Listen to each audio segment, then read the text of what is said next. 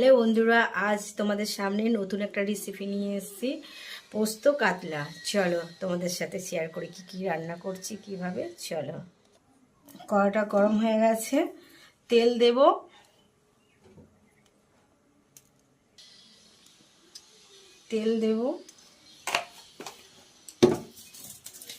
তেজপাতা, শুকনো লঙ্কা আর গোটা গরম মশলা দিয়ে দেব।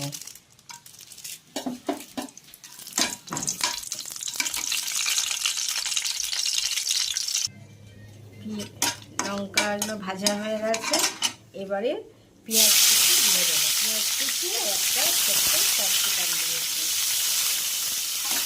এবার একটু লাল লাল করে এটাকে ভেজে নেব।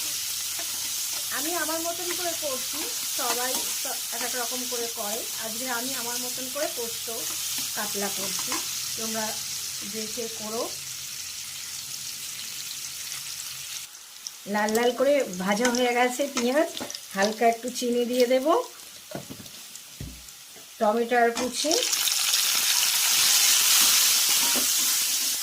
টমেটোটা একটু নরম হয়ে গেলে আদা রসুনের পেস্ট দিয়ে দেবো।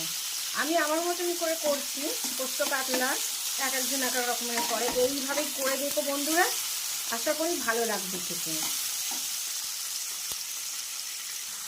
টমেটোটা নরম হয়ে গেছে, এবার হালকা একটু নুন দিয়ে নেব, হালকা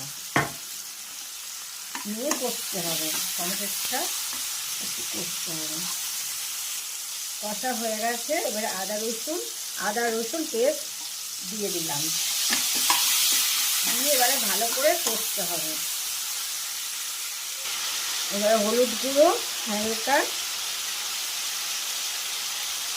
একটু, আর লঙ্কা গুঁড়ো হালকা পরিমাণে দিয়ে এবারে একটু ভালো করে কষতে হবে। তেলটা যতক্ষণ না ছেড়ে যাচ্ছে মশলার গায়ে থেকে, তেল ছেড়ে গেছে, এবারে পোস্ত বাটাটা দিয়ে দেব। পোস্ত বাটা দিয়ে হালকা একটু কষাবো, পোস্ত বাটা দিয়ে হালকা অল্প একটু। হ্যালো বন্ধুরা, কষানো হয়ে গেছে, মশলা থেকে তেল ছেড়ে গেলে কষানো কমপ্লিট। এবারে হালকা পরিমাণে জল দিয়ে দেব। আমার আগেই মাছগুলো ভেজে রাখা আছে, ভেজে রেখেছি। এই জলের পরিমাণ নেই, ফুটতে থাকুক, ফুটলে মাছ দিয়ে দেব। ঝোলটা ফুটে গেছে, এবারে মাছ